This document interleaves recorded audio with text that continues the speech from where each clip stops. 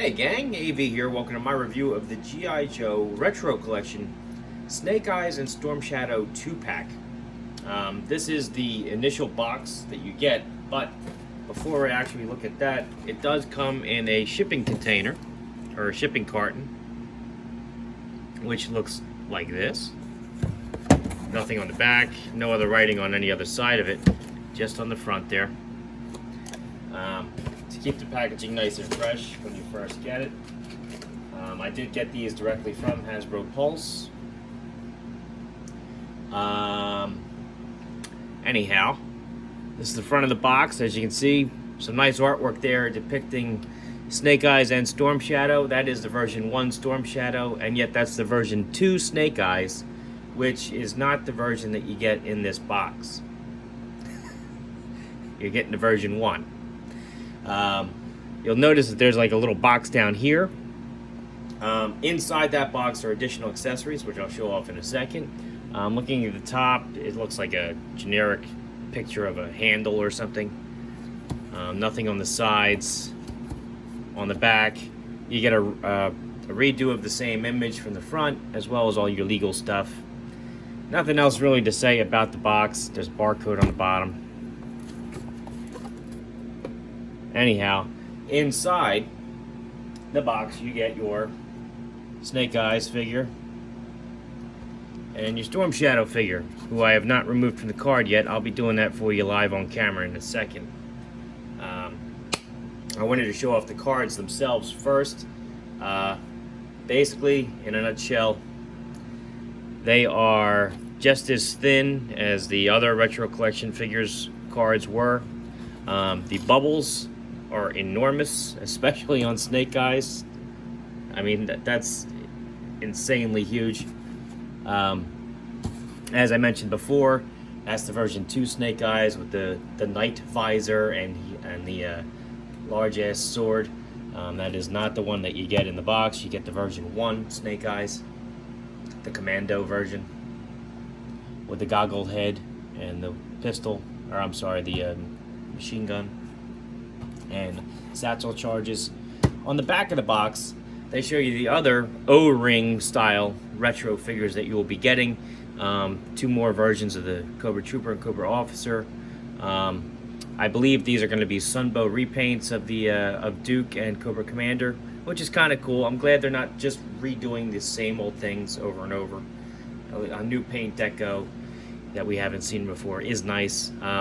A whole bunch of legal stuff there at the bottom, and the file card, the infamous file card for the retro line. As you can see, it is enormous. It has 5 different languages featured on there. Just a very slight blurb in English about the character up top. It pales in comparison to the original file card for the original version 1 Snake Eyes, which had a considerable amount of information, even though it has much larger text on it. And I'm especially disappointed with these particular file cards, because not only do each character get a single sentence to describe them, but they aren't even proper sentences. For example, Storm Shadow here says, Storm Shadow, role, Cobra Ninja, primary specialty, assassin, secondary specialty, intelligence, birthplace classified. As far as the blurb goes, it says, and I quote, can scale sheer walls with bare hands and feet, and move with blinding speed. Period. Any English teacher out there who is watching this is probably cringing, because, you know, the first question you're asking when you read that sentence as it is, well, who can climb scale sheer walls with bare hands and feet? Who? There's no object to that sentence. There's no noun. There's no object to the actions happening in it. Same with Snake Eyes here. His thing is Snake Eyes, role, commando, primary specialty, infantry, secondary specialty, combat instructor, birthplace classified, and his blurb says, proficient in 12 unarmed fighting systems, jungle, desert, and Arctic survival.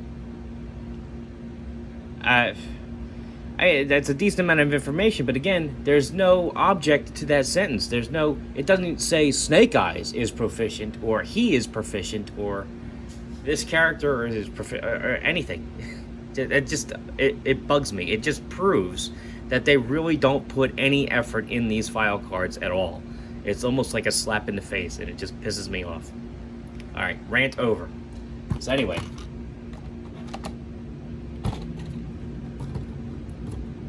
That's all I gotta say about the cards. They do have unpunched peg holes up top too, so if you wanted to punch those out and hang them on like on a peg board that you may have in your room, so it looks like the original toys were hanging on the pegs, you can definitely do that. As I mentioned earlier, underneath the main compartment for the box, there was this secondary box which housed its extra accessories. In there, you found this little piece of paper and 2 pieces of tissue paper that were taped closed, and that's what housed your extra accessories, just wrapped in tissue paper like they were a little stocking stuffer hidden underneath the main compartment there, almost like they were smuggling something across the border. I don't know. Not sure. Tissue paper just seems like an odd choice to me. But anyway, Snake Eyes comes with a decent amount of stuff. He comes with a second machine gun.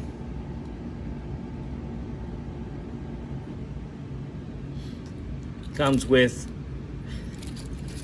the version 3 backpack. Version 3 of Snake Eyes backpack. Version 3's of Snake Eyes machine gun. Version 3's sword. And a figure stand. Now, again, version 2 is on the box. Version 1 is the one you're getting, and they give you extra accessories for version 3. I don't know what they were thinking, frankly. That just makes very little sense to me. But anyway, moving on. Storm Shadow. If you look closely inside the bubble, you'll actually notice that he doesn't come with nunchucks on the card. His nunchucks are offered here, and unlike the original figure, you do get 2 sets of them. Now, I have already heard, without actually trying, that these things are still just as fragile as you would imagine, and I've heard reports that somebody has already broken a pair of theirs, so I would be careful with these. They are a little forgiving, but I wouldn't mess with them too much.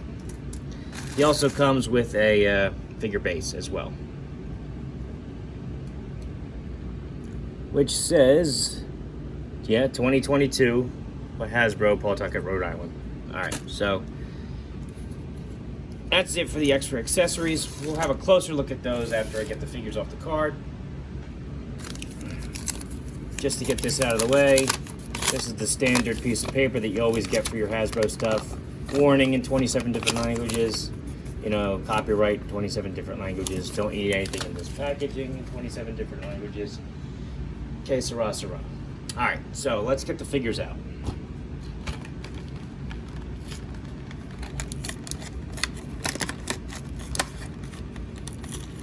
They are coming free from the card relatively easy. Does not feel like strong glue holding them on, frankly.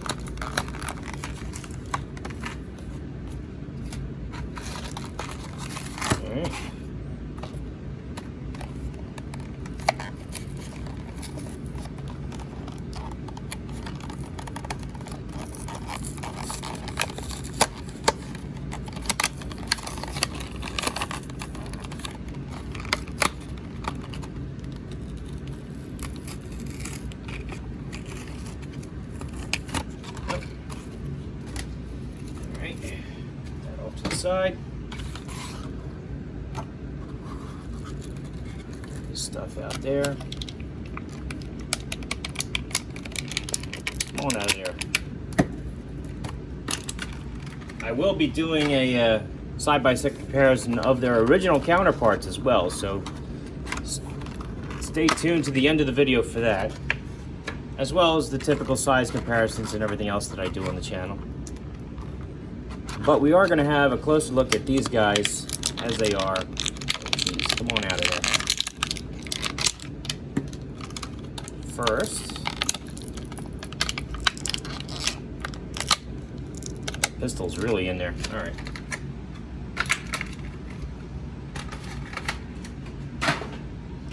Okay. He's like got like a matte finish on him. All right. Storm Shadow doesn't look too bad. All right. First and foremost, we'll look at the accessories as always first. Here is Storm Shadow's backpack, signature backpack.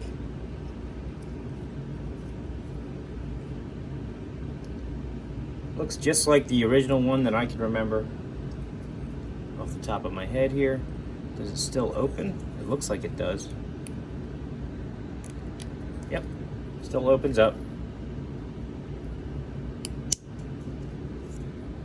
He has his bow, which does not feel as fragile as the original one did. This is a little warped right out of packaging now. Let's see here.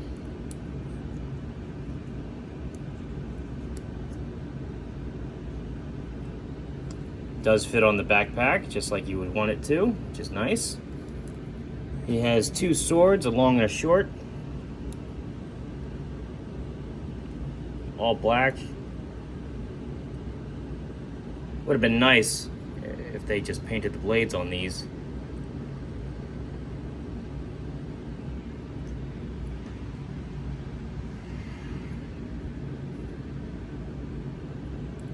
And they fit pretty snug in there so far.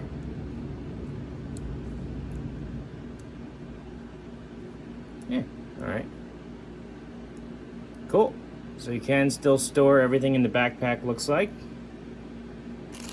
Even the nunchucks too. You can always stick them up top here.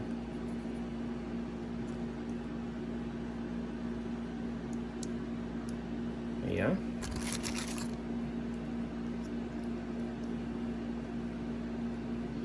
Alright, so that's not too bad.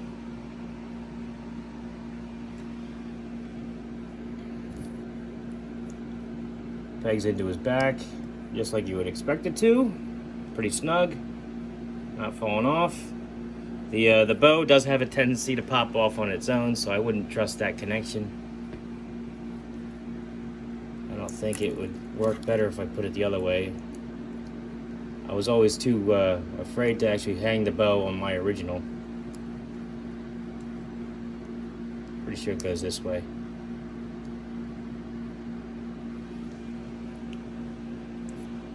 But mine is warped too, so probably that has a little something to do with it. Yeah. Alright, so anyway, the bow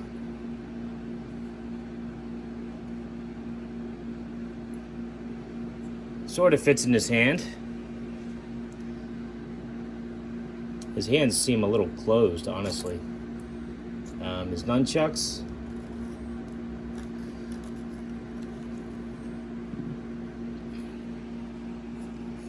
can get wedged into his hand. How about this one? This one looks a little closed. Yeah, you can wedge it in there. It's a snug fit though. Alright, swords.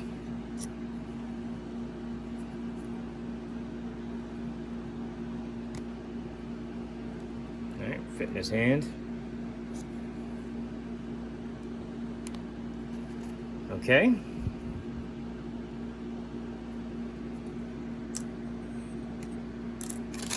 And last but not least, his figure base. The peg seems a little too big for his peg holes. You can wedge it in there, as you can see, but it is a little big. I will say, too, that this guy feels like a spongier plastic a little bit. Like, not really. Like, he is hard plastic, but doesn't feel like the hard plastic from the original. Which, whoops, my set's falling apart here. Production quality on this channel is always top notch. So anyway, here's the original, and he does have a distinctly different feel to him. Does not feel like the same kind of plastic.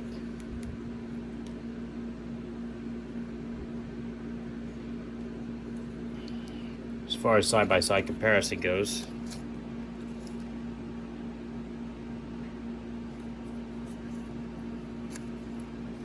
he's got more of a matte finish to him.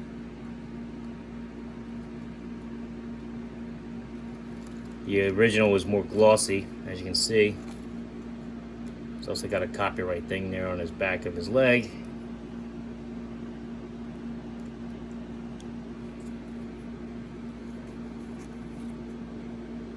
Weapons. As you can see, the original bow was much thinner than the new one.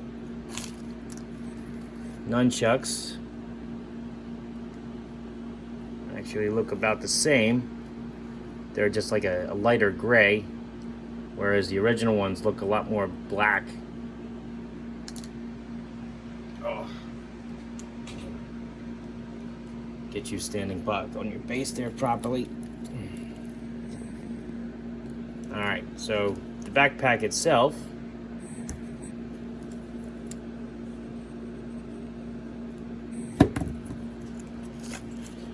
again, just like the figures, has a much more glossy appearance to it.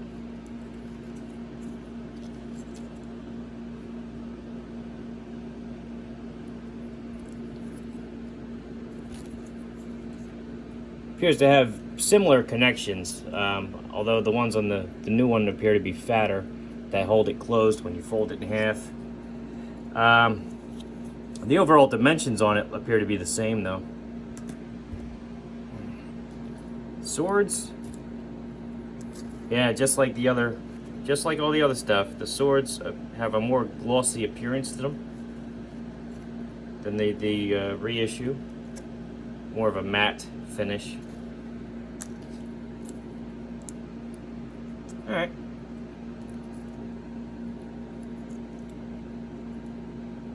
So apparently, if it ain't shiny, it ain't old. That's the takeaway from this.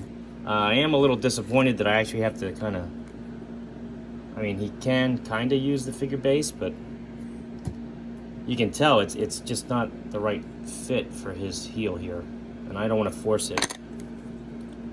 All right.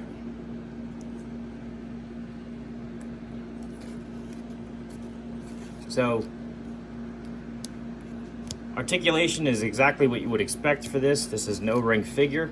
He's got a head that can do left and right, no up and down or side to side. Arms, full 360 degrees, and go up about that high. Elbows, he's got a twist here at the top of the elbow. Can do full 90-degree bend there, nothing at the wrist.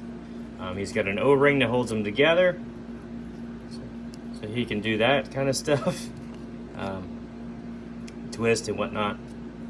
Legs, there's a T-bar construction in there, so he can kick his legs up, then go back a little bit. He can flay his legs out a little bit like that.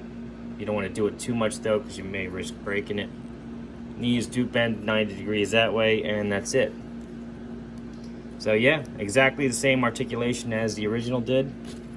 Let's get him geared up, and then we'll move on to Snake Eyes. Now, I do notice right out of the packaging that this Snake Eyes is also nowhere near as glossy as the original one is. And I will do a side-by-side comparison of those too. The more interesting thing about the Snake Eyes figure that we're going to have to look at are going to be the differences in his weapons. Because tracking down the right weapons for Snake Eyes has always been kind of a chore. Many different color variations throughout the years. So we're going to have a closer look at all the ones I have available here today. Just get this guy situated here. Alright, you're going to stand up for me. Alright. So, Snake Eyes. he comes with his submachine gun here, the long barrel, 2 sights, and it does have the magazine sticking out of the bottom. This fits in his hand. You gotta wedge it in there.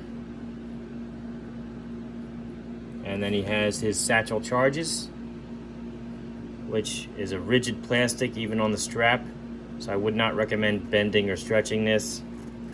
It is hollow on the inside. That usually drapes right over his shoulder. Figure stand. Yep. Peg hole does not seem like it wants to fit in the on the peg that comes on the stand again. I mean, you can wedge it on there if you apply enough pressure, but why would you want to do that?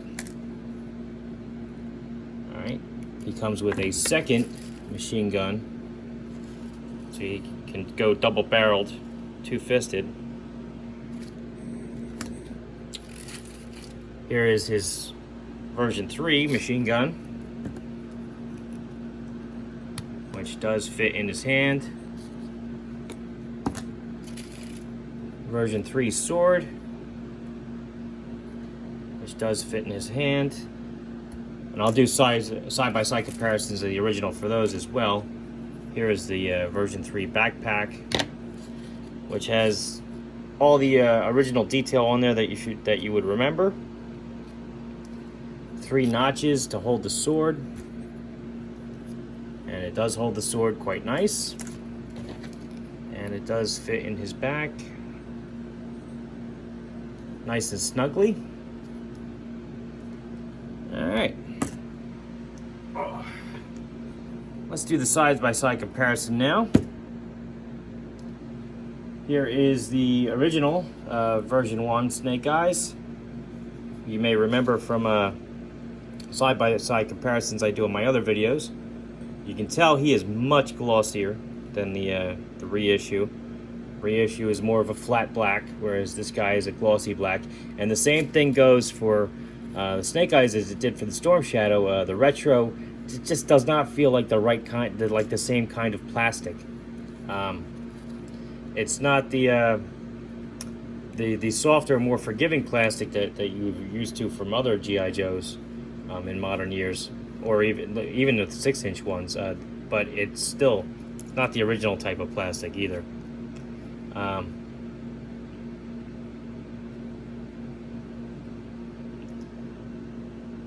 Oh, it's also worth mentioning too that I do not have a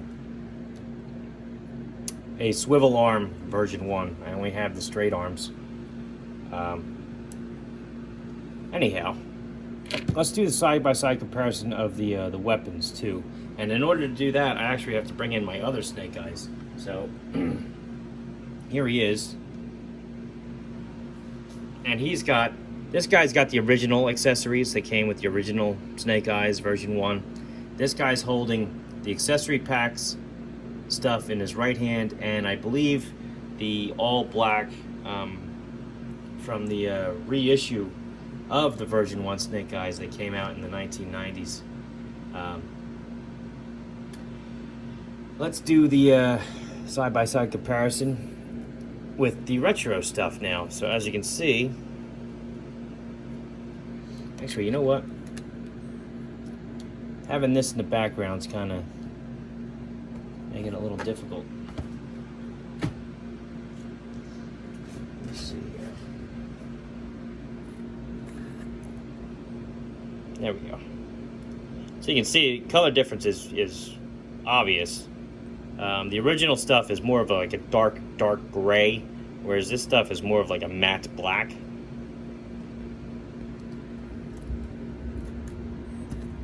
Same is true for the pistol, although pistol may even have like different dimensions on it too. Let's have a look.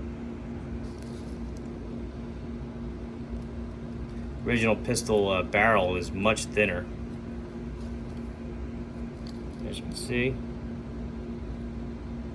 And it's still, again, it's a dark gray as opposed to the matte black. Now, with that fresh in your mind, let's look at the accessory pack stuff, which is much more of a light gray. And this has always been a very tough for me to identify online with pictures and whatnot, because they look kind of like the original, but they're not. So anyway, this is the accessory pack versions versus the retro.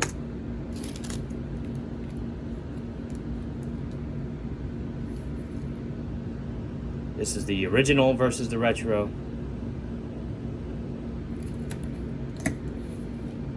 And then there was the 1990s reissue, I believe, or 2000s reissue next to the retro. And even this is more of like a deep black, whereas this is more of like a matte black, like a lighter black. It's not even, I wouldn't even call it dark gray. It's more of a lighter black, if that makes any sense. Same is true for the satchel charges as well. Maybe a little bit more obvious to see.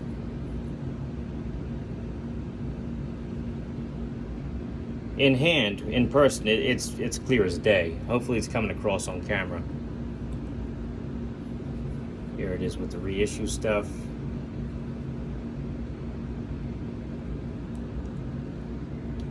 Alright, so retro collection is close to the original, but still different enough that you can identify it when it's in hand, and that's good.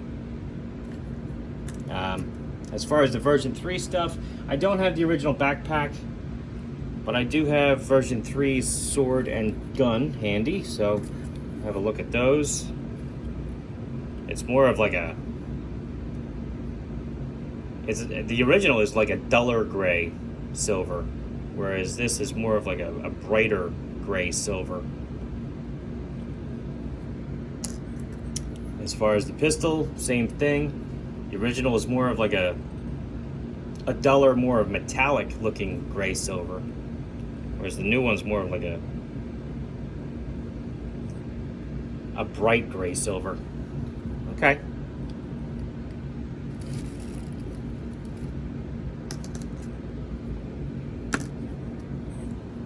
Let's get him outfitted here. So all in all, I mean, if you don't have these figures originally, yeah, they're worth the pickup. But if you already had them, you probably don't need to add these as well, unless you're a completist and you want everything. I'll be honest, I got them specifically just so I could review them. I'm a 1/18th scale reviewer on YouTube, and these are brand new 1/18th scale figures for a line that I do follow. And I know a lot of my viewers also follow it, so I picked them up for that reason. I probably wouldn't have if I didn't have my YouTube channel. I'll be perfectly honest with you. I've moved on from the O-ring figures. I did love them as a child, and I do still have a collection of them as an adult. But I like to take my photos and stuff with my modern figures. That being said, here's how they stand next to a more modern G.I. Joe figure, Dollar General Cobra Trooper, who's much closer to 4 inches tall. Here they are next to a vintage collection Luke Skywalker, who's much closer to their height. A Boss Fight Studio Blank, who's at 4 inches tall. Marvel Universe Captain America. And a 1/18 scale Master Chief. So, in closing, are they good figures? Yeah, they're pretty cool. Especially if you don't have the originals. I mean, they're a good stand-in, and they're very reminiscent to the retro figures that we had when we were kids. Are they sturdy? Probably just as sturdy as the original ones were. They don't feel like they're made from brittle plastic, but the plastic does not feel the same as the original ones does. It's clearly not as glossy. It's more of a matte finish plastic. I'm not sure how forgiving it is. I'm not sure how well it'll hold up over time. But you know, we'll have to wait and see. The paint quality on them is very nice, although Snake Eyes has no paint. So on Storm Shadow, his paint's nice. I like his Cobra logo and the fact that they painted everything on his belt and all. They look good. They're bright and vibrant figures. The accessories are cool. They make sense, sort of. I'm not sure, again, why they gave us version 1 Snake Eyes in the packaging, version 3's weapons, and then version 2 is on the box. That just, I don't understand that. I wish the file cards they put more effort into. Because that was part of the fun of collecting these as a kid, was you would read the file card to find out about the character that you just brought home. And gave them a personality. So, anyway, in closing, if you want them, I don't think you'll be disappointed. If you were on the fence, hopefully it gives you a little insight of what exactly you're going to get from the packaging. I guess I would recommend them if you want them, get them. If you don't want them, don't.